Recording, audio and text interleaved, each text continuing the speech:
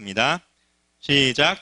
유월절 엿새 전에 예수께서 베다니에 이르시니 이곳은 예수께서 죽은 자 가운데서 살리신 나사로가 있는 곳이라. 거기서 예수를 위하여 잔치할새 마르다는 일을 하고 나사로는 예수와 함께 앉은 자 중에 있더라.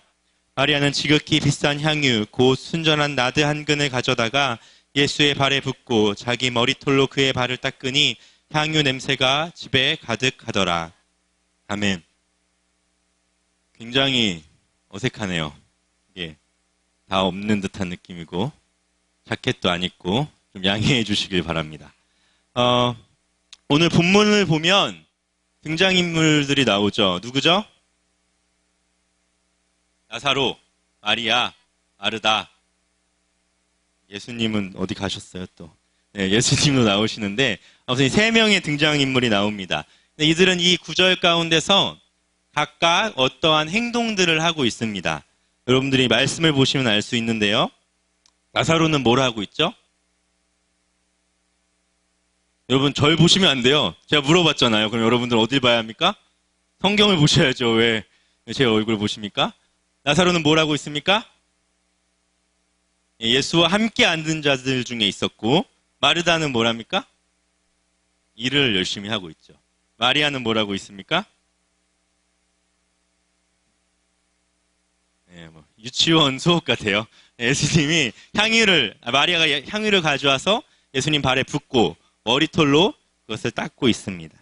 그런데 이 구절을 우리가 조금 더 깊이 이해하기 위해서는 11장을 자세히 봐야 합니다. 오늘 11장을 쭉 볼 거니까요.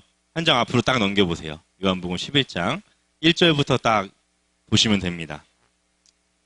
나사로의 이야기를 여러분들이 잘 알고 있으리라 생각됩니다. 나사로가 병이 들자 마리아와 마르다가는 예수님에게 사람을 보내죠. 예수님께서 나사로가 병들었다는 말을 듣자 이렇게 대답을 하십니다. 11장 4절입니다. 예수께서 들으시고 이르시되 이 병은 죽을 병이 아니라 하나님의 영광을 위함이요 하나님의 아들이 이로 말미암아 영광을 받게 함이라. 예수님의 이 말은 하나님과 하나님의 아들이 받을 영광과 나사로의 병과 관련이 있다는 것입니다. 나사로가 아프고 나사로가 이렇게 고쳐달라고 왔는데 제자들에게 이렇게 말하는 거예요. 그 병은 아버지의 영광과 내가 하나님의 아들임을 나타내는 영광과 관련이 있다라고 얘기하시는 거죠. 그 다음으로 11장 5절을 보면 예수님은 마르다와 마리아, 나사로를 어떻게 하고 있다고 써있죠? 사랑하신다고 쓰여 있습니다. 그런데 예수님이 그럼 마리아와 마르다, 나사로를 미리 알았다는 거죠. 사랑하고 계시니까. 언제 처음 만났을까요? 마르다와 예수님은. 누가복음 10장 38절에 나오는데 예수님이 어떤 한 마을, 그 마을은 일단 베단이라고 생각이 됩니다. 베다니 마을에 들어가셨을 때 마르다라는 한 여자가 예수님을 영접하였다라고 누가복음에 쓰여져 있습니다. 이것이 바로 나사로 가정과 예수님과의 첫 번째 만남이었습니다. 그런데 6절을 보면 예수님은 이해할 수 없는 행동을 하십니다. 예수님이 사랑하는 이 가정에서 마리아와 마르다가 나사로가 병듦 때문에 사람을 보낸 것으로 미루어 보아 나사로의 병은 심각했을까요? 감기였을까요? 심각했죠. 예.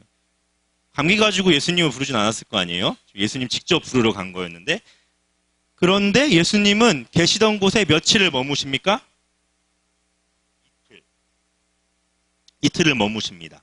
그 이틀간 예수님이 무언가 특별한 일을 했다고 성경에 써 있어요? 안 써 있어요? 안 써 있습니다. 단 한 구절에 이렇게 써 있습니다. 나사로가 병들었다 함을 들으시고 그가 계시던 곳에 이틀을 더 유하시고. 이 단순한 한 절로 이틀의 시간이 그냥 지나간 겁니다. 예수님이 사랑하는 자가 병들어서 아파 있는데 막 와서 부탁을 한 거예요. 빨리 좀 오세요.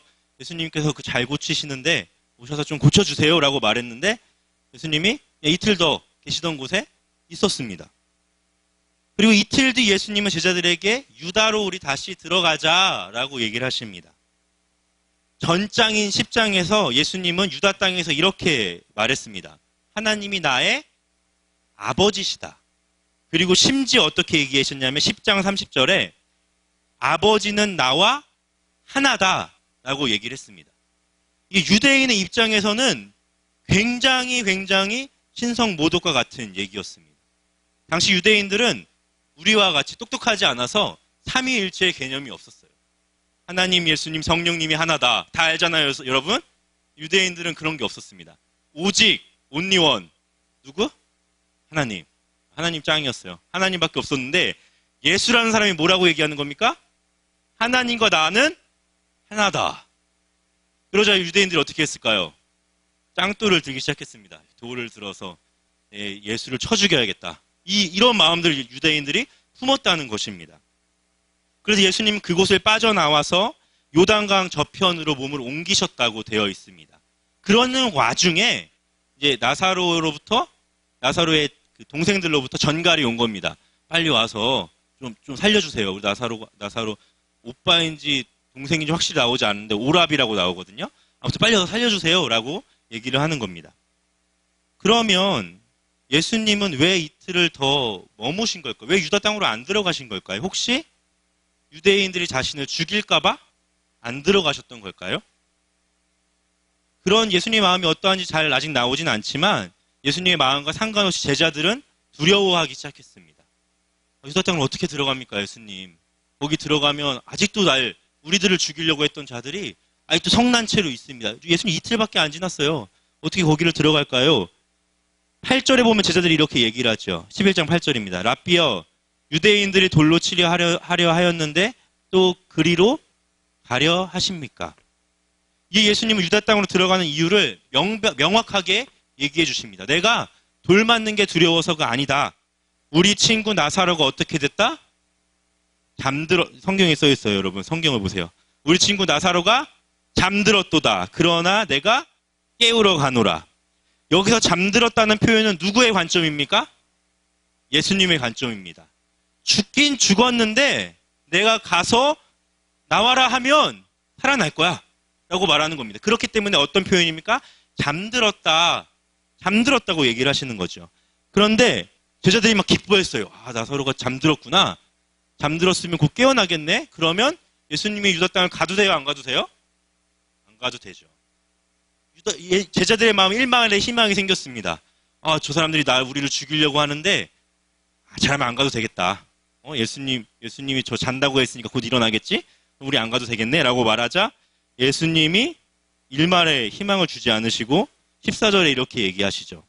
내가 거기 있지 아니한 것을 너희를 위하여 기뻐하는 이는 너희로 믿게 하려 함이라. 그러니 그에게로 가자. 이들이 무슨 말 하는지 다 알겠는데 내가 그곳에 꼭 가야 한다. 너희들에게 믿게 할 것이 있다는 겁니다. 그렇기 때문에 지금 가자라고 얘기를 하는 거죠. 예수님의 말에 제자 도마가 큰 결심을 해서 어떻게 얘기합니까? 우리도 주와 함께 죽으러 가자. 멋있는 말이죠. 예수님과 함께 죽겠습니다. 돌 맞으러 갑시다. 라고 말을 한 거예요. 예수님과 제자들은 유다 땅 베다니로 이제 이동을 하십니다. 거기에 나사로가 있기 때문이죠. 예수님은 의도성을 가지고 이틀의 시간을 허비했습니다. 그리고 가는 동안의 시간도 마르다와 마리아의 입장에서는 애타는 시간이었을 거예요. 왜 안 오실까? 예수님한테 보낸 사람이 옛날에 갔는데 왜 안 오실까? 타는 듯한 기다림으로 기다렸습니다. 예수님은 나사로가 죽기를 기다리신 겁니다. 나사로가 죽기를 기다리셨고 심지어 어떻게 되길 원했습니까? 나사로의 시체가 썩어 냄새가 나기까지 기다리고 계셨습니다. 예수님은 아까 말한 바와 같이 5절에서 나사로와 마르다, 마리아를 사랑한다고 하셨습니다. 그럼에도 불구하고 누구의 죽음을 방관하고 있습니까? 나사로의 죽음을 지켜만 보고 계시다는 겁니다. 어떻게 그러실 수 있을까요?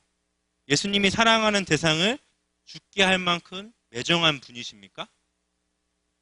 제가 막 아파요. 막 죽을 병에 걸렸어요. 목사님한테 막 전가를 보냈어요. 목사님, 제가 죽을 병에 걸렸는데 좀 와주시죠.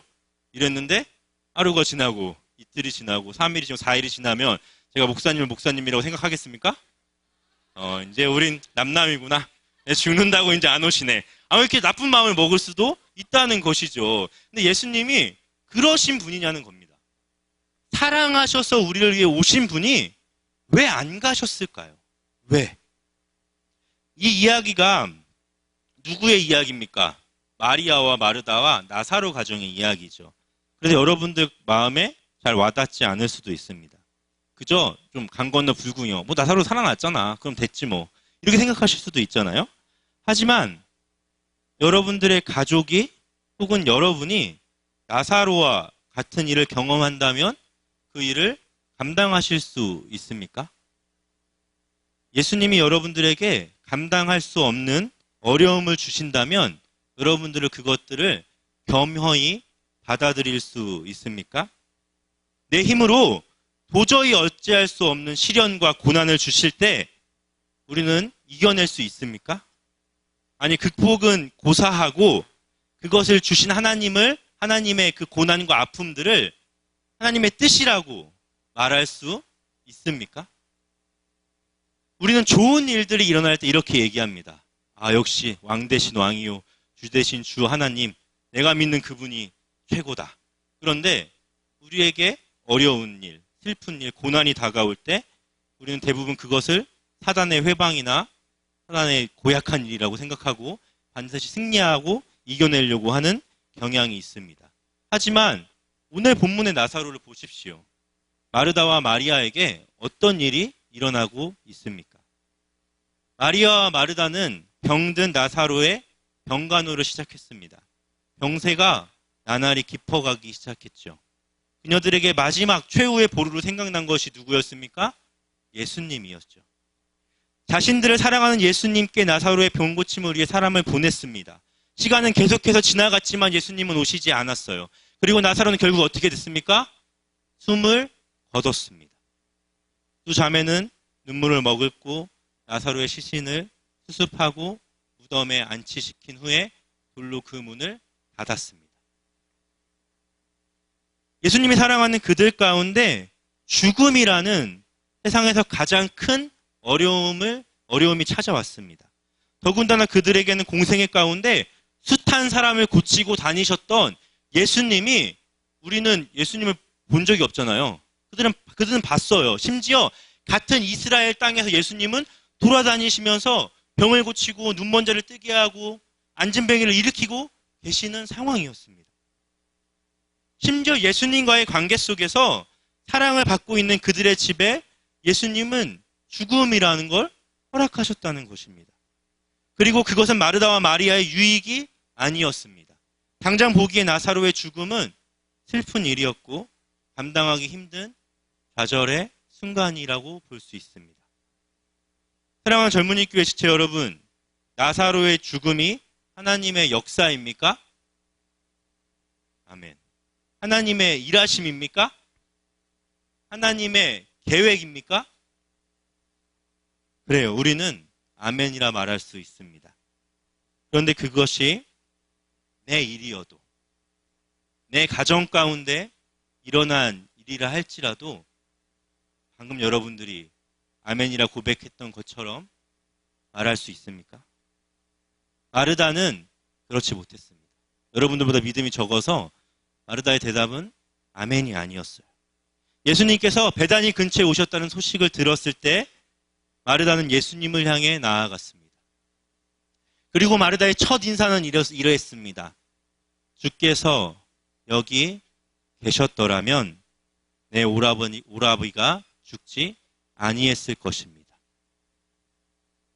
주님이 여기 계셨더라면 이 일은 일어나지 않았을 것입니다. 예수님이 이곳에 계셨다라면 이 나쁜 일은 나에게 일어나지 않았을 것입니다. 라고 말을 하고 있는 것입니다. 왜 지금 오셨습니까? 하루라도 이틀이라도 나사로가 죽기 전에 오시지 왜 지금 오셨냐고 마르다는 이야기하는 것입니다. 이것이 실질적으로 우리가 예수님에게 보일 반응들이 아니겠습니까? 그리고 마르다는 이어서 이렇게 얘기합니다. 그러나 나는 이제라도 주께서 무엇이든지 하나님께 구하는 것을 하나님이 주실 줄 믿습니다. 이 얼마나 멋진 신앙의 고백입니까? 바로 예수님이 기다린 듯한 대답을 마르다는 멋지게 해냈습니다. 하지만 이 구절 가운데 나사로가 지금 살아날 것이라는 믿음은 없었습니다. 무엇이든지 하나님께 구하면 다 주실 텐데 제외해 놓은 게 있었다는 겁니다. 그것이 무엇입니까? 나사로가 지금 무덤에서 나오는 것은 예수님이 할 수 없었을 것이라는 전제가 여기 깔려 있습니다. 예수님이 단번에 이렇게 얘기했습니다. 내 오라비가 살아나리라. 그럼 우리는 어떻게 합니까? 아멘. 살아납니다. 무덤으로 막 가야죠. 그런데 마르다가 이렇게 얘기했습니다. 마지막 날 부활 때에는 다시 살아날 줄 아나이다. 마르다가 예수님께 구한 것은 무엇입니까? 근본적인 죽음에 대한 해결책이 아니라 위로함을 받기를 원하고 있는 것입니다. 지금 슬픔이 가득 찬 자신과 마리아에게 위로와 평안을 하나님께서 주실 것이라는 것을 믿고 있는 겁니다. 마치 우물가의 연인처럼 본질적인 채움이 아니라 그저 나에게 닥친 일들, 내 눈앞에 보이는 것들을 하나님께서 채우실 것을 기대하고 있다는 것입니다. 그렇기 때문에 마리아는 마지막 날, 지금 아니고요. 마지막 날엔 나사로가 일어나겠죠, 예수님이라고 대답을 하고 있습니다. 이 예수님은 마르다의 본심을 아시고 이렇게 대답하셨습니다. 나는 부활이요 생명이니 나를 믿는 자는 죽어도 살겠고 무릇 살아서 나를 믿는 자는 영원히 죽지 아니하리라. 내가 이것을 믿느냐? 마르다는 나사로가 다시 살아나는 것을 믿지 않았음을 예수님은 아셨습니다. 예수님은 차근히 설명해 준 겁니다. 내가 부활이요 생명이다. 내가 부활이요 생명이다. 세상 어느 곳에서도 또 듣지 못한 진리를 마르다는 독대하게 되었습니다. 예수님이 눈앞에서 이렇게 얘기하신 거예요. 내가 부활이요 생명이다. 그리고 마르다는 베드로의 신앙 고백 못지않은 멋진 말을 합니다. 주님 그러합니다. 주님은 그리스도시요 세상에 오시는 하나님의 아들이신 줄 내가 믿나이다. 끝났잖아요. 이렇게 대답하면 끝난 거죠. 예수님이 하나님의 아들이시고 하나님의 아들이시고 주님은 나의 구원자 되십니다. 라고 얘기를 한 겁니다. 그런데 마르다가 이 대답을 한 이후의 행동을 우리는 살펴보아야 합니다. 11장 28절을 함께 읽겠습니다. 11장 28절입니다. 시작.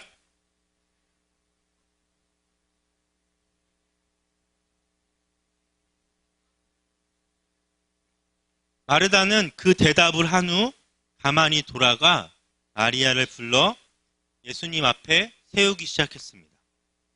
예수님이 30절을 토대로 마르다를 만났던 그 자리에서 기다리셨던 것을 보아 예수님은 마르다에게 마리아를 불러오라고 하신 것 같습니다. 하지만 마르다가 방금 전에 고백했던 것처럼 예수님을 구원자라고 여기고 살아계신 하나님의 아들이라 말했다면 어떻게 얘기하겠습니까? 마리아에게 가서. 마리아야, 예수님이 오셨는데 우리의 구원자 되시는 그분이 우리 오라비를 살려주신대. 빨리 가자. 이렇게 얘기했겠죠. 근데 마리아는 다르게 얘기했습니다. 선생님이 오셔서 너를 부르셔. 이게 마리아의 대답의 끝이었어요. 돌아가서 한 말이 이게 전부였다는 것입니다. 그의 대답은 그럴듯했고 뻔지르르 했지만 그의 신앙은 변하고 있지 않았다는 것입니다. 그리고 마리아는 급히 일어나 예수님 앞에 도착하여 엎드립니다. 그리고 마르다와 동일한 얘기를 합니다. 32절입니다. 11장 32절. 마리아가 예수 계신 곳에 가서 배웠고 그 발 앞에 엎드려 이르되 주께서 여기 계셨더라면 내 오라버니가 죽지 아니하였겠나이다. 누가복음에서 마리아는 나옵니다. 어떤 장면으로 나옵니까? 예수님 발치에 앉아서 예수님 말씀을 청종하던 여인으로 마리아는 나옵니다. 그런데 예수님이 오신다는 소식을 듣고 마리아의 반응은 조금 달랐습니다. 마르다가 예수님을 맞이하기 위해 바로 나간 것과는 달리 그는 여전히 집 안에서 나사로의 죽음을 슬퍼하기 위해 온 유대인들과 함께 있었습니다. 마르다를 통해 예수님이 찾으신다는 이야기를 듣고 나서야 그녀는 발걸음을 옮겨 예수님 앞에 엎드렸습니다. 그리고 급히 나가는 마리아를 보면서 나사로의 죽음을 애도하기 위해 왔던 사람들이 같이 막 나갑니다. 이제 마리아가 무덤 앞에 가서 울려고 하나 보다. 유대인들에게 같이 울어주는 좀 풍습이 있었습니다. 그래서 같이 가야지, 급히 나가니까 우리 따라가야지 하고 한 곳에 이 모든 사람들이 모이게 되었습니다. 이 장면을 상상해 보시길 바랍니다. 길가에서 마리아는 예수님 발치에 엎드려져 있고 마리아와 함께 나사로의 집에 있다 온 유대인들이 다 울면서 서 있었습니다. 그리고 그러한 마리아와 마르다와 유대인들을 예수님은 지켜보고 계셨습니다. 예수님이 느끼신 감정은 무엇일까요? 예수님은 그 장면을 보시고 심령에 비통히 여기시고 불쌍히 여겼더라고 성경에 적혀 있습니다. 여기서 비통하다라는 단어의 뜻은 헬라어로 엠브리마오마이라는 뜻인데, 이는 진실된 충고로 책망하다, 엄히 경고하다로 해석됩니다. 예수님은 미리 마리아와 마르다, 유대인들의 믿음 없음에 지금 안타까워하고 계시다는 것입니다. 하나님이 아들의 눈앞에 있음에도 나사로를 살리고도 남을 만한 능력이 예수님에게도 있음에도 불구하고 그들은 나사로의 죽음을 슬픔으로만 받아들였고 끝이라고만 여겼습니다. 예수님은 그 모습에 답답함을 느끼고 계신 것입니다.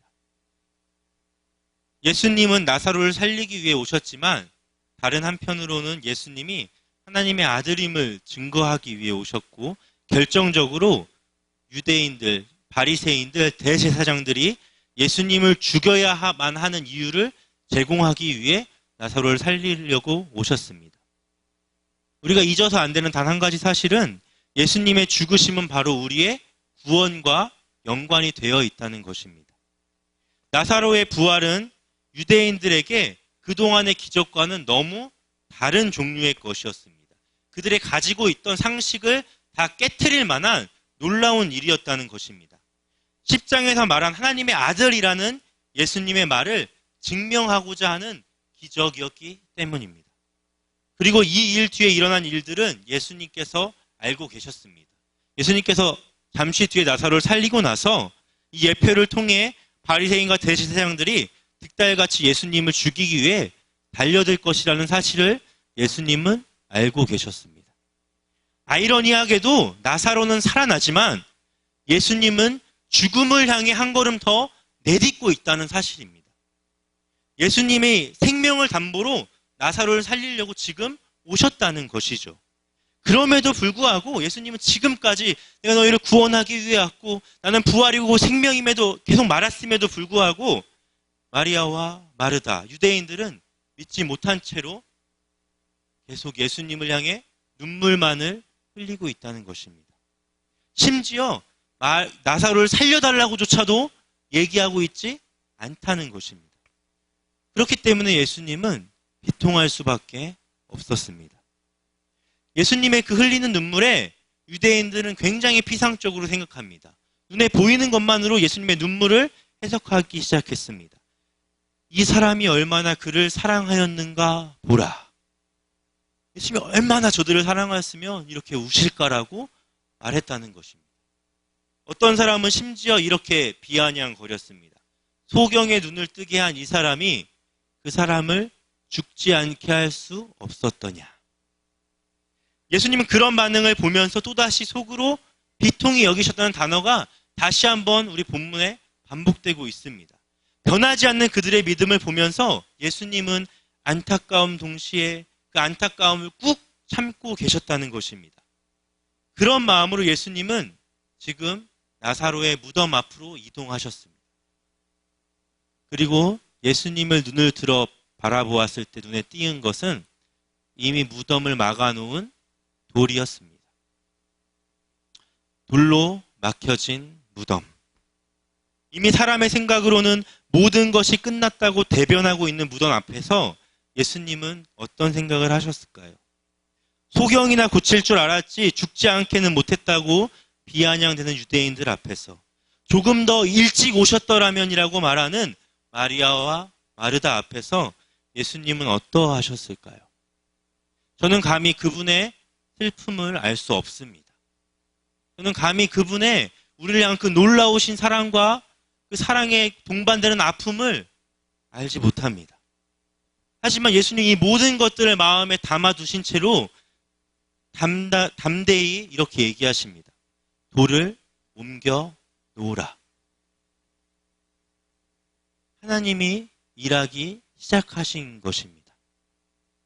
그리고 그것을 믿음 없었던 마리아와 마르다, 유대인들과 함께하길 원하셨습니다. 돌을 옮기라는 말에 동행한 마르다는 이렇게 얘기했습니다. 예수님, 죽은 지가 나흘이나 지나 벌써 냄새가 납니다. 이것이 무슨 말입니까?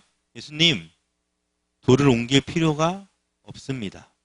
나의 오라비는 벌써 죽었고 그의 육체는 썩어서 냄새가 나고 있습니다. 쓸데없는 일 하지 마세요. 쓸데없는 일 하지 마십시오. 이렇게 얘기하고 있는 거예요. 예수님은 그런 마르다에게 이렇게 대답하셨습니다. 내가 믿으면 하나님의 영광을 보리라 하지 아니하였느냐. 예수님은 마르다를 타일르셨습니다. 그리고 그들이 돌을 옮기자 예수님은 눈을 들어 우러러 하늘을 보시고 하나님께 기도를 드렸습니다. 아버지여, 내 말을 들으신 것을 감사하나이다. 항상 내 말을 들으시는 줄을 내가 알았나이다. 그러나 이 말씀하옵는 것은 둘러선 무리를 위함이니 곧 아버지께서 나를 보내신 것을 저희로 믿게 하려 함이니이다. 예수님은 차오르는 아픔을 잠시 내려놓은 채 묵묵히 하나님께 기도를 드렸습니다. 그리고 이렇게 큰 소리로 외치셨습니다.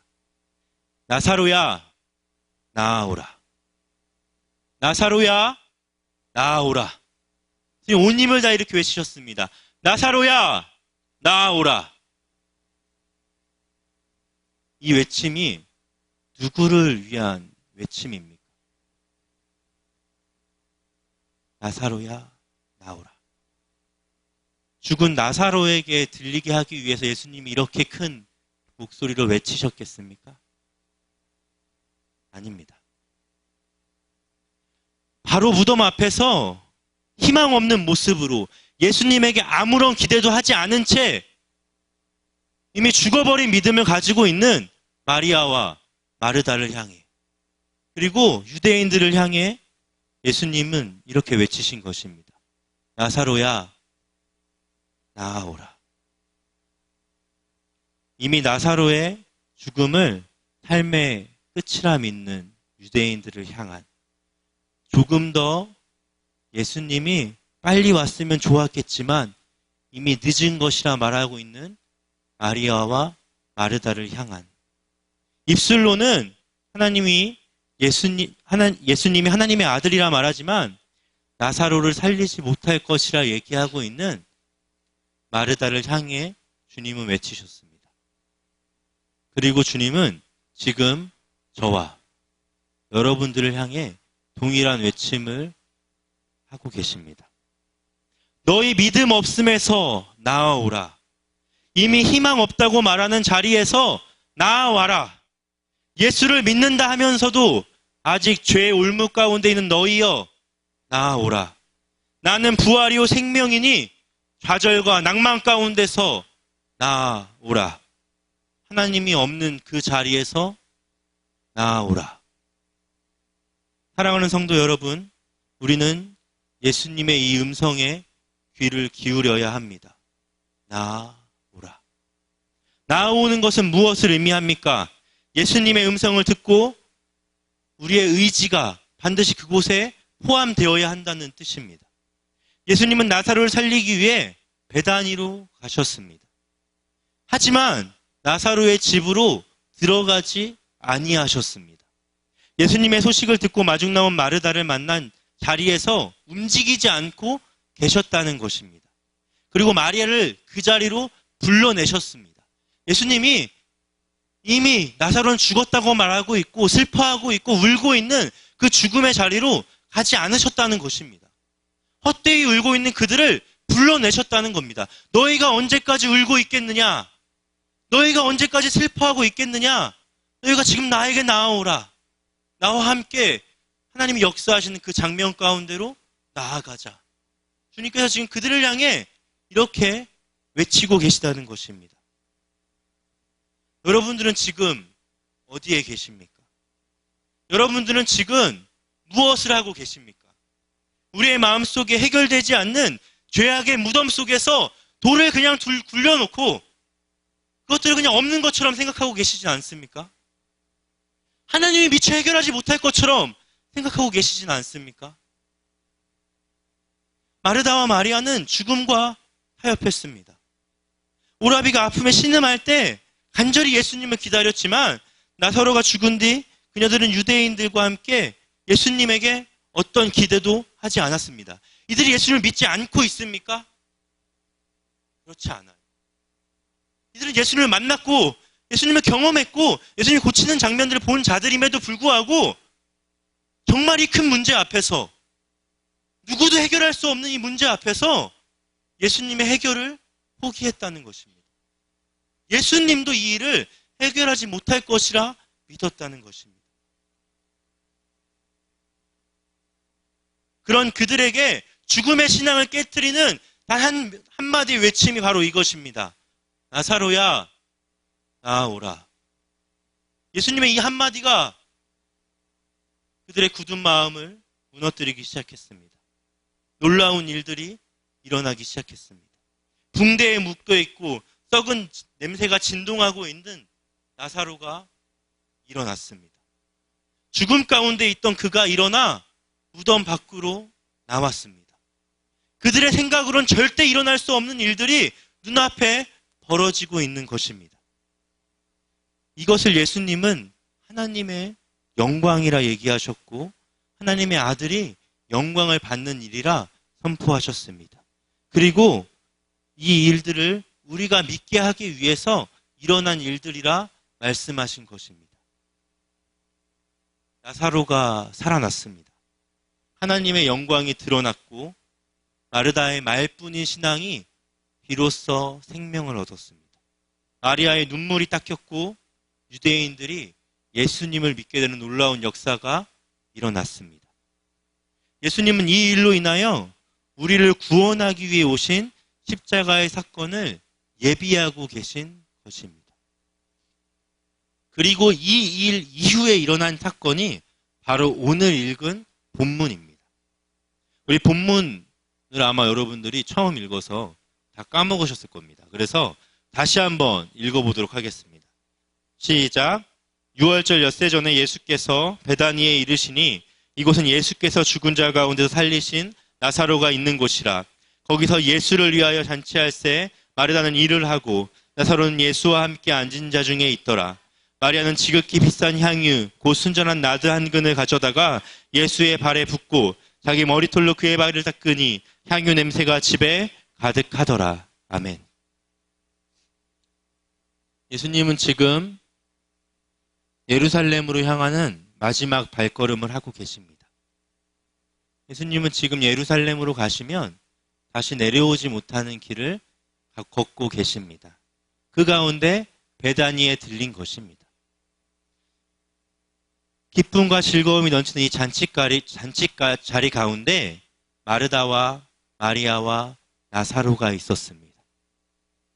이들의 삶의 모습은 예전과 다를 바가 없었지만 예수님의 구원하심을 경험한 뒤 그들의 인생이 변하기 시작함을 오늘 본문은 얘기하고 있습니다. 나사로와 마리아와 마르다는 예수님이 참여한 잔치에서 그들이 할 수 있는 최선의 모습을 다해 예수님을 섬기고 있습니다.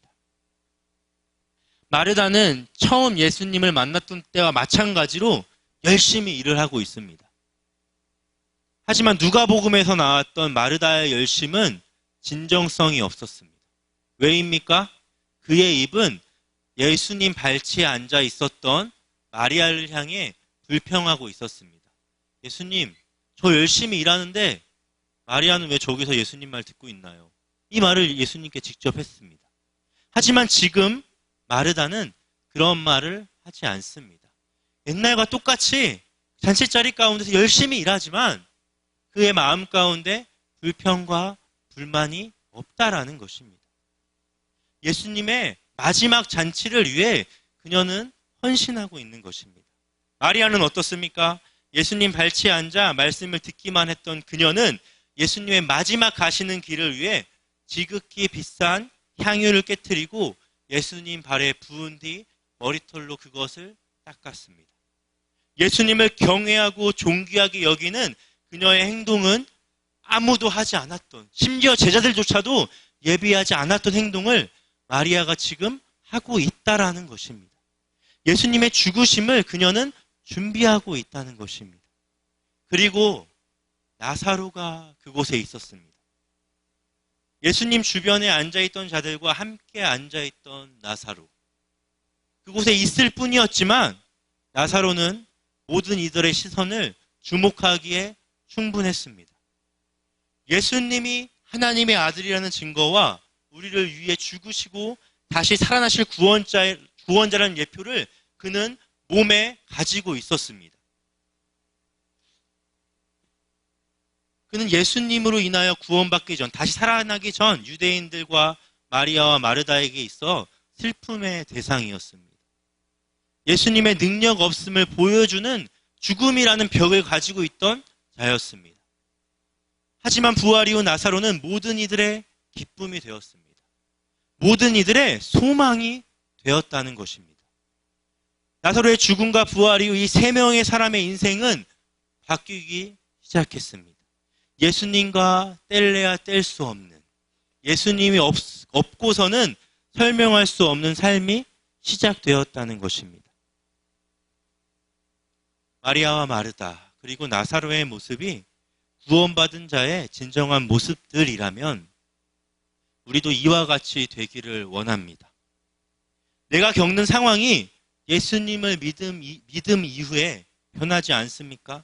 그 가운데서 묵묵히 하나님의 사명을 감당하는 마리아처럼 자신의 가장 귀한 것을 예수님께 드린 마리아와 같이, 또는 죽음에서 다시 살아난 나사로가 삶으로 예수님을 증거하고 동행하게 된 것처럼 저와 여러분도 죽음을 이기시고 나를 살리신 예수님의 능력을 의지하며 살아가길 간절히 소망합니다. 시간 가운데 이 찬양을 함께 부르길 원합니다.